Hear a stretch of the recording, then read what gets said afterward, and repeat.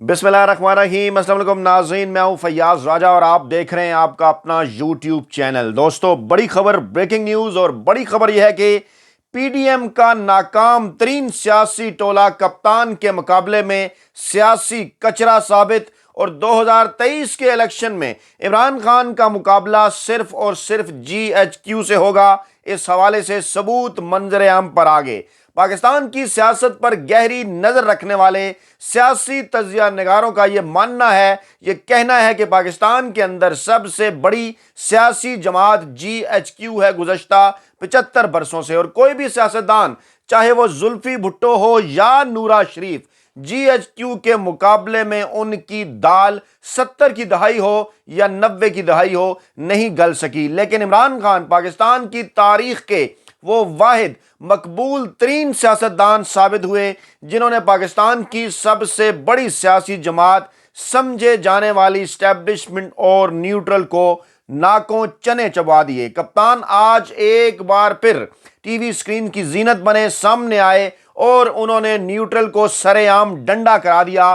क्या तफसीलात इमरान खान ने कौम के सामने रखी वो भी आपको बताएंगे। मरियम नवाज की जनेवा में पूरे 3 घंटे की सर्जरी के पीछे क्या राज है, कौन से अहम तरीन मामले के ऊपर कराची से खैबर तक आउट ऑफ कंट्रोल सूरत हाल नजर आ रही है। बात शुरू कर लेते हैं सबसे पहले शीरी मजारी के अहम तरीन बयान से, जो कि इंपोर्टेड वजीर खारजा बिलावल भुट्टो जरदारी के हवाले से है, जिनके मुतल्लिक बाज़ ज़राए ये दावा करते हुए नजर आ रहे हैं कि इस्टेब्लिशमेंट की कुव्वत की और खुफिया हाथों की ये ख्वाहिश है, ये चंगारी उनके अंदर दबी हुई है कि बिलावल भुट्टो जरदारी को किसी न किसी तरीके से झाड़ पूछ कर एक बार फिर अवाम के सामने रखा जाए, पेश किया जाए और पीपल्स पार्टी को ये इक़्तिदार दिया जाए। बलूचिस्तान के अंदर अमल शुरू हो चुका है। बलूचिस्तान अवामी पार्टी के अरकान को एक एक करके पीपल्स पार्टी में शामिल करने की कोशिश की जा रही है और अब पंजाब में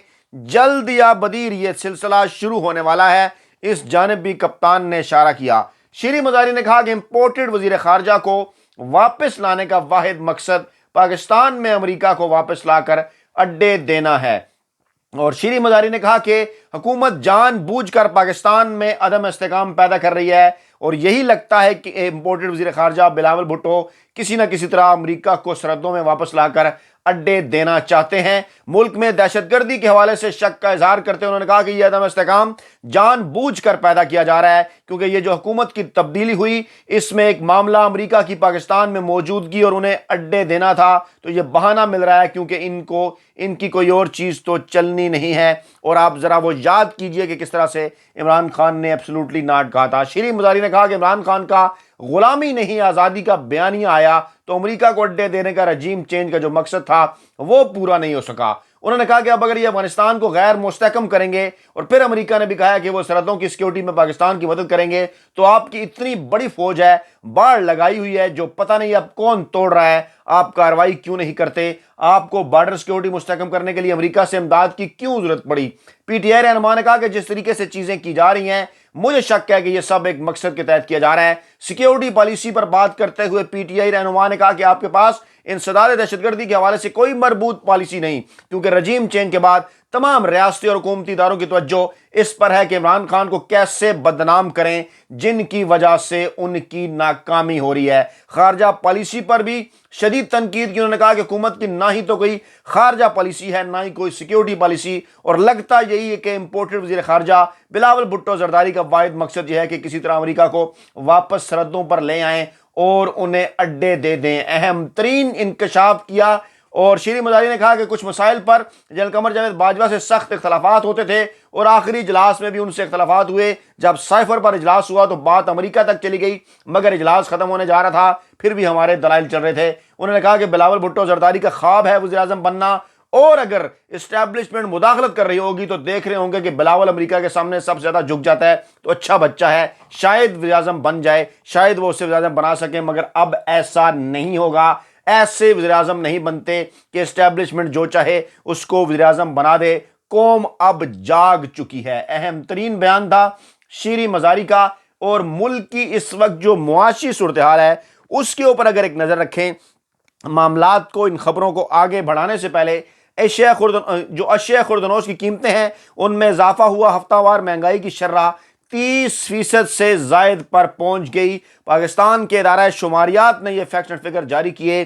ریکارڈ مہنگائی اس ہفتے کے اندر ملک بھر کے 17 شہروں کی 50 مارکیٹوں میں 50 سے زائد ضروری اشیاء کی قیمتوں کا جائزہ لیا گیا، اور پھر پتہ چلا جناب پاکستان میں اس وقت سالانہ بنیادوں پر جو اضافہ ہو رہا ہے، پیاز کی قیمت میں 501%، مرغی کی قیمت میں 83%، چائے کی قیمت میں 65%، ڈیزل کی قیمت میں 60%، انڈوں کی قیمت میں 50%، اور اس کے ساتھ ساتھ ہفتہ وار بنیادوں پر بھی مرغی، باسمتی چاول، آٹا اور اس کے ساتھ ساتھ پیاز جو ہیں وہ مہنگے ہو رہے ہیں۔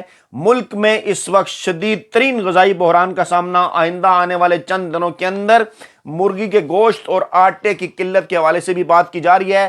کراچی سے حیدرآباد تک اگر دیکھیں، پشاور تک دیکھیں، تو پورے ملک کے اندر اس وقت صورتحال یہ ہے کہ 20 کلو کے آٹے کے تھیلے کی قیمت اس وقت 3000 روپے سے زائد ہو چکی ہے، جو کہ پاکستان تحریک انصاف کے دور کے اندر جو ہے وہ اس کی قیمت کہاں تھی، کس حد تک اسے کنٹرول کیا جا رہا تھا، وہ سارا آپ کو سامنے ہے، اعداد و شمار اسی پلیٹ فارم پر پہلے بھی ہم آپ کے سامنے رکھ چکے۔ روٹی کے متعلق اگر ذکر کیا جائے تو روٹی غریب کی پہنچ سے دور ہو چکی۔ کراچی سے خیبر تک آٹے کی قیمت آؤٹ آف کنٹرول ہے۔ لاہور میں 15 کلو آٹے کا تھیلا 150 روپے مزید مہنگا ہو گیا، تھیلے کی قیمت 2050 روپے ہو گئی۔ 2 ہفتے میں 15 کلو آٹے کے تھیلا 300 روپے تک مہنگا ہو چکا۔ پشاور میں 20 کلو فائن آٹے کا تھیلا 2800 سے بڑھ کر 3100، 20 کلو مکس آٹے کے تھیلے کی قیمت 2700 سے بڑھ کر 3000۔ حیدرآباد میں بھی آٹا 160 روپے کلو، کراچی میں 170-75 روپے کلو بک رہا ہے، جس کے باعث سستے آٹے کے لیے شہریوں کی لمبی قطاریں لگ رہی ہیں۔ تو جناب یہ ہے وہ سمجھدار، بردبار، تجربہ کار اسحاق ڈار کی اکانومی اور ان کی حکومت کے، جس کے لیے عمران خان بھی یہ کہہ رہے ہیں کہ جنرل باجوہ شہباز شریف کو بڑا ہی جینیس سمجھتے تھے، لیکن ملکی معاملات، ملک کے معاشی معاملات جس طرف جا رہے ہیں، تباہی کی ایک پوری داستان ہے۔ دوسری جانب مجلس وحدت المسلمین، جن کے متعلق یہ کہا جا رہا تھا کہ شاید وہ پاکستان تحریک انصاف کا اور کافلی کا ساتھ نہیں دیں گے، آج انہوں نے اہم ترین اعلان کیا کہ عمران خان جہاں کہیں گے وہیں پر ہمارا ووٹ ہوگا۔ ملاقات کی مجلس وحدت المسلمین کے وفد نے لاہور زمان پارک میں سابق وزیر اعظم پاکستان عمران خان سے اور پنجاب حکومت کے حوالے سے اپنے تحفظات سے آگاہ کیا، لیکن ملاقات کے بعد MWM کے سربراہ علامہ راجہ ناصر عباس نے جو میڈیا سے گفتگو کی، اس میں بڑا ہی واضح موقف تھا ان کا کہ ہم نے تمام تحفظات عمران خان کو بیان کیے ہیں، انہوں نے ان تحفظات کو حل کرنے کا وعدہ کیا ہے، اور ان کا کہنا تھا کہ عمران خان جہاں کہیں گے وہیں ہمارا ووٹ ہوگا۔ ان کا جو بیانیہ ہے وہ ہمارا بیانیہ ہے، یعنی عمران خان کا بیانیہ ہمارا بیانیہ ہے، کسی کی غلامی منظور نہیں۔ دین اور دستور یہی کہتا ہے، ہمارے فیصلے اسلام آباد میں ہوں گے، ہم نے کوئی سرکاری عہدے قبول نہیں کیے۔ کچھ دن پہلے MWM نے وزیر اعلیٰ پنجاب پرویز الہی کو اعتماد کا ووٹ نہ دینے کا اعلان کیا تھا، لیکن ان کی جو سیدہ زہرہ نقوی ہیں مخصوص نشست پر، وہ پنجاب اسمبلی کی جو ہیں وہ رکن ہیں، لیکن اب یہ بیان آیا ہے MWM کی جانب سے کہ وہ عمران خان کے ساتھ کھڑے ہیں، اور پھر ایک آزاد رکن اسمبلی بھی پاکستان تحریک انصاف کے اندر شامل ہوئے۔ گویا پاکستان تحریک انصاف اور کافلی کی پوزیشن اس وقت مضبوط۔ پرویز الہی کے متعلق خبریں آ رہی تھی کہ شاید وہ کوئی اور پالیسی اختیار کرنے جا رہے ہیں، ہینڈلرز ان کے پیچھے نظر آ رہے تھے، ان کی سافٹ لانچنگ کر دی گئی تھی۔ آج انہوں نے کہا کہ عمران خان میری بات کا برا نہیں مانتے کیونکہ بعد میں وہ درست نکل آتی ہے، ایسا کہنا تھا پرویز الہی کا، جنہوں نے یہ بات ایک کنووکیشن کے اندر کی، اور انہوں نے کہا کہ شہباز شریف نے زندگی میں جتنے جھوٹ بولے آپ کی سوچ ہے، نواز لیگ نے میرے خلاف پروپیگنڈا شروع کیا کہ پیسے کہاں سے آئیں گے، نون لیگ یہاں سے ڈالر لے کر باہر جاتی ہے، وہاں سے اسحاق ڈالر لے آتی ہے، وفاقی حکومت مہنگائی کا طوفان لے کر آئی جو تھمنے کا نام ہی نہیں لے رہا۔ عمران خان نہ ڈرنے والے نہ جھکنے والے لیڈر ہیں، وہ میری بات کا برا نہیں مناتے۔ عمران خان سچا کھرا آدمی ہے، لیکن جہاں غلط بات ہو میں ان کے سامنے اس کا اظہار کر دیتا ہوں۔ پرویز الہی آج کے دن تک بھی وکٹ کے دونوں جانب کھیل رہے ہیں، گڈ کاپ بیڈ کاپ ان کی پالیسی آپ کو نظر آ رہی ہے۔ عمران خان کو انتہائی ہوشیاری سے مستقبل کے اندر 2023 کے انتخابات کے حوالے سے اپنے سیاسی کارڈ سیٹ ایڈجسٹمنٹ کی صورت میں بہتر انداز میں کھیلنے ہوں گے۔ مریم نواز کی اور نواز شریف کی جنیوا روانگی ہوئی تھی، سوئٹزرلینڈ کے شہر، وہاں پر اطلاعات یہ ہیں کہ ان کے گلے کا آپریشن کیا گیا، 2 گلینڈرز کا آپریشن کیا گیا، گلے کے 2 گلینڈرز کا، 3 گھنٹے تک، پورے 3 گھنٹے تک ان کی یہ سرجری جو ہے وہ جاری رہی۔ پھر میڈیا کو، مخصوص میڈیا کو، فیملی میڈیا کو یہ خبر جاری کی گئی کہ ان کا آپریشن جو ہے وہ کامیاب رہا، اور اب انہیں فیملی ذرائع کے مطابق کمرے میں شفٹ کر دیا گیا ہے، اور اب وہاں پر نواز شریف کے جو معالج ہیں ان کی بھی نواز شریف سے ملاقات متوقع ہے۔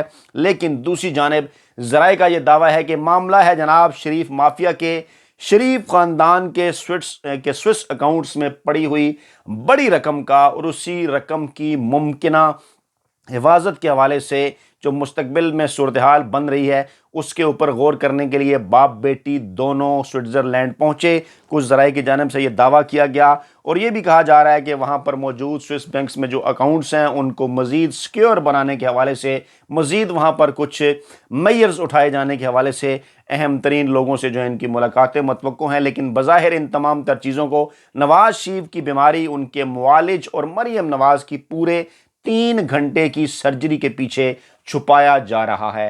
یہ تھی جناب جنیوا سے آنے والی بڑی ڈیولپمنٹ۔ دوسری جانب عمران خان پر حملے کی تحقیقات کے لیے جوڈیشل کمیشن تشکیل دینے کا مطالبہ کر دیا۔ صوبہ پنجاب سے تعلق رکھنے والے پاکستان تحریک انصاف کے رہنماؤں نے راجہ بشارت نے پریس کانفرنس کرتے ہوئے کہا کہ وزیر داخلہ کے سوا ساری دنیا تسلیم کرتی ہے عمران خان کو گولی لگی۔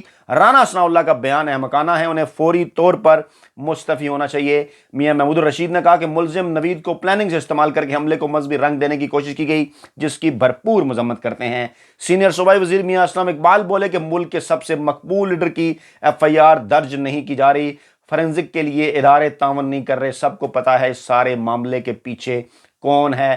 اور پھر لاہور ہائی کورٹ میں عمران خان کی نااہلی سے متعلق کیس کی سماعت جو ہے وہ کیس کی سماعت مقرر کر دی گئی۔ 3 رکنی فل بینچ جو ہے 9 جنوری کو سماعت کرنے جا رہا ہے، یعنی عمران خان 11 جنوری سے پہلے ہر صورت پنجاب اسمبلی میں پرویز علیہ کا اعتماد کا ووٹ چاہتے ہیں، اور انہی تاریخوں میں ان سے پہلے 9 جنوری کو 3 رکنی فل بینچ عمران خان کی نااہلی سے متعلق کیس کی سماعت کرنے جا رہا ہے، اور 2 مختلف درخواستیں ہیں، اور جسٹس ساجد محمود سیٹھی نے نااہلی سے متعلق درخواستوں پر فل بینچ بنانے کی سفارش کی تھی، اور جناب بینچ میں ان کے ساتھ ساتھ جو ہیں وہ امیر بھٹی کے ساتھ جسٹس عابد عزیز شیخ اور جسٹس ساجد محمود سیٹھی شامل ہیں۔ ایڈوکیٹ آفاق احمد نے عمران خان کو چیئرمین PTI کے عہدے سے ہٹوانے کی درخواست دائر کر رکھی ہے، جبکہ شہری جابر عباس خان نے توشہ خانہ کیس میں عمران خان کی نااہلی کا اقدام چیلنج کر رکھا ہے۔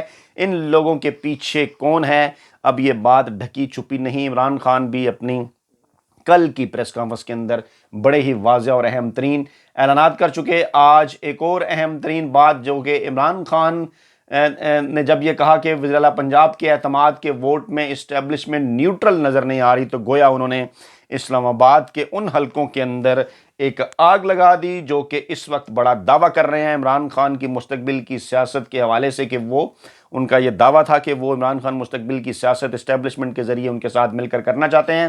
پاکستان تحریک انصاف کے چیئرمین عمران خان کا یہ بیان ایک بار پھر دبنگ سیاستدان کا بیان، انہوں نے کہا کہ اسٹیبلشمنٹ نیوٹرل نظر نہیں آ رہی، نیوٹرلز پنجاب میں پیپلز پارٹی کو لانے کی کوشش کر رہے ہیں۔ اسٹیبلشمنٹ اس وقت بھی پولیٹیکل انجینئرنگ کر رہی ہے پنجاب کے اندر، PTI کے لوگوں سے رابطہ کیا جا رہا ہے، اب تک 3 لوگ ان رابطوں کی تصدیق کر چکے ہیں۔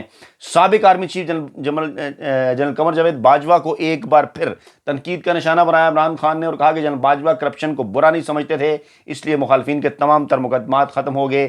ایک آدمی شہباز شریف کو جینیس سمجھتا تھا، دیکھیں اب ملک کا کیا حال ہو گیا۔ اور اہم ترین معاملہ یہ ہے کہ عمران خان نے پارٹی اراکین کو یہ ہدایات بھی کر دی ہیں آج کہ اگر پنجاب اسمبلی کی تحلیل میں کسی قسم کی کوئی رکاوٹ ڈالی گئی تو اعتماد کے ووٹ کے لیے تحریک انصاف نے جو نئی حکمت عملی تیار کی اس کے مطابق تمام ارکان پنجاب اسمبلی سے مستعفی ہو جائیں گے۔ فواد چودھری کا اہم ترین بیان ڈنکے کی چوٹ پر جو کہ ثبوت فراہم کر دیا انہوں نے کہ تحریک انصاف کا اصل مقابلہ ماضی میں بھی فوج سے تھا، تحریک عدم اعتماد کے دوران اور آئندہ بھی فوج سے ہوگا۔ فواد چودھری نے BBC کے ہارٹ ٹاک میں، BBC کے برطانوی نشریاتی ادارے کے پروگرام ہارٹ ٹاک میں گفتگو کی، انہوں نے کہا کہ تحریک اعتماد میں PTI کا اصل مقابلہ فوج سے تھا، ورنہ مستحکم مضبوط حکومتیں اس طرح سے نہیں جاتی جس طرح اپریل میں پاکستان تحریک انصاف کی حکومت گئی، اور پھر پاکستان میں جو موجودہ معاشی بحران پیدا کیا گیا یہ سیاسی بحران کا نتیجہ ہے۔ عمران خان کی حکومت کو غیر ضروری طور پر گھر بھیج کر معاشی بحران پیدا کیا گیا، کسی کو پتہ نہیں کہ 3 یا 5 ماہ بعد جہاں کون سی حکومت ہوگی. سیاسی استحکام کے بغیر معاشی استحکام نہیں لائے جا سکتے. ہمارے دور حکومت میں عدلیہ اور قانون کی حکمرانی کے اداروں میں کرپشن کا انڈیکس بڑا.